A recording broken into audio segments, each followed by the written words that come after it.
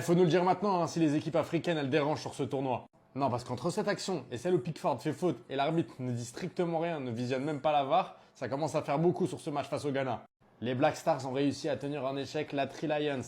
Ouais, score nul et vierge. On s'est vraiment ennuyé sur ce match. Alors, avant toute chose, il faut qu'on parle de ce monsieur. Eh oui, Carlos Queiroz, arrivé il y a quelques semaines de ça, dans une équipe qui n'était même pas qualifiée pour la dernière CAN, qui prenait, encaissé énormément de buts. N'oubliez pas qu'en 2022, il était sélectionneur de l'Iran et face à l'Angleterre, il en avait pris 6. Et si on fait un bilan comptable, ça parle pour lui. Victoire face au Panama, match nul face à l'Angleterre. Hâte de voir ce qu'il va nous réserver face à la Croatie. Il faut aussi qu'on parle du 12e homme. Il n'y a pas meilleur supporter qu'en Afrique, moi je vous le dis. Alors il y en a, on ne sait pas trop à quoi il joue, mais franchement, c'est rigolo à regarder.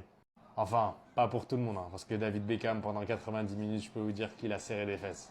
Il faut aussi parler de ces deux messieurs, qui ont énormément participé à la solidité défensive de leur équipe.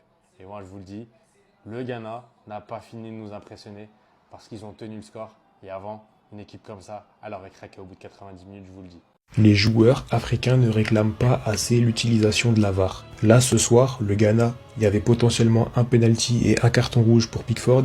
Les deux actions n'ont même pas été revues. Alors ouais, je veux bien, c'est pas les joueurs qui arbitrent, mais hier, j'ai quand même vu des joueurs argentins mettre des balayettes à des joueurs et ensuite réclamer des cartons pour les joueurs à qui ils avaient mis une balayette. Et même obtenir gain de cause. Donc au bout d'un moment, les joueurs africains, il faut commencer à réclamer. Je sais pas, il n'y a pas des mecs dans le staff, tout ça, qui connaissent les règles. C'est pas, le Ghana, il y a des frères Ayou quand même. Les frères Ayou, ils sont tellement vieux, ça se trouve, c'est eux, ils ont écrit les règles du football. Ils peuvent pas aller voir l'arbitre et dire, monsieur l'arbitre, là, sur ça, il y a faute. Monsieur l'arbitre, au moins, allez voir la VAR. Même hier, hein, le Sénégal, ils ont vraiment pas été bons.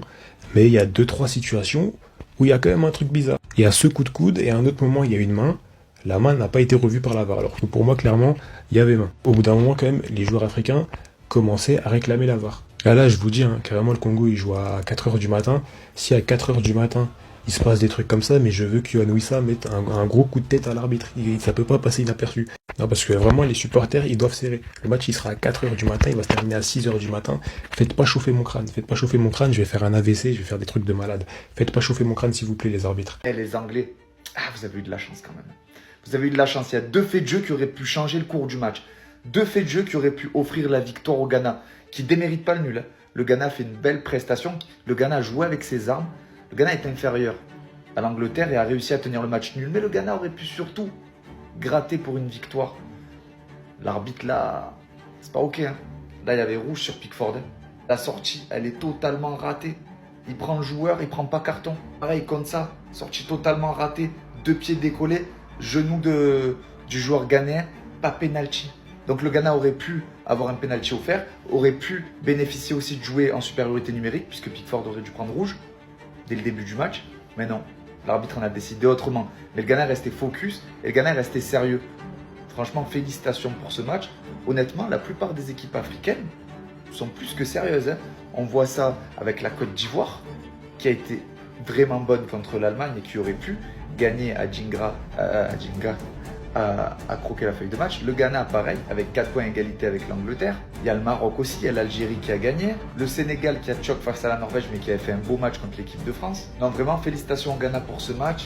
Vous n'avez pas aidé par l'arbitrage parce qu'honnêtement, alors, si on parle du match en lui-même, vous ne méritez pas mieux. Vous avez beaucoup reculé, vous avez joué en bloc bas, vous avez joué avec vos qualités, attention. Hein. Vous avez joué en bloc bas et je crois qu'il y a eu 19 frappes pour l'Angleterre. Vous avez plutôt subi, vous jouiez en contre. Mais par contre, l'arbitre ne vous a pas aidé non plus.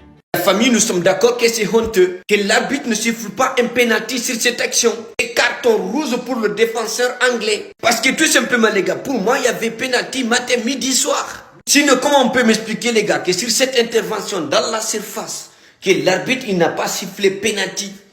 Comment c'est possible les gars? Après de toute façon ça a toujours été comme ça lors des compétitions de la Coupe du Monde.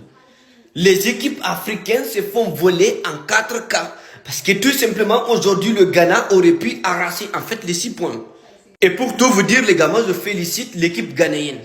L'équipe ghanéenne qui a résisté à l'équipe d'Angleterre. Regardez-moi ça, les gars. Le Ghana, ils sont 2e derrière l'Angleterre. Alors que les tocards, soi-disant champions d'Afrique, regardez, 0 point. Ils sont incapables de gagner des points devant la Norvège. Et vous avez le Ghana qui gagne 1 point devant l'Angleterre.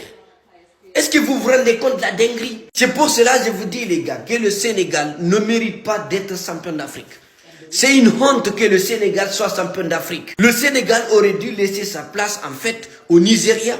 Même le Nigeria aurait pu faire mieux que le Sénégal.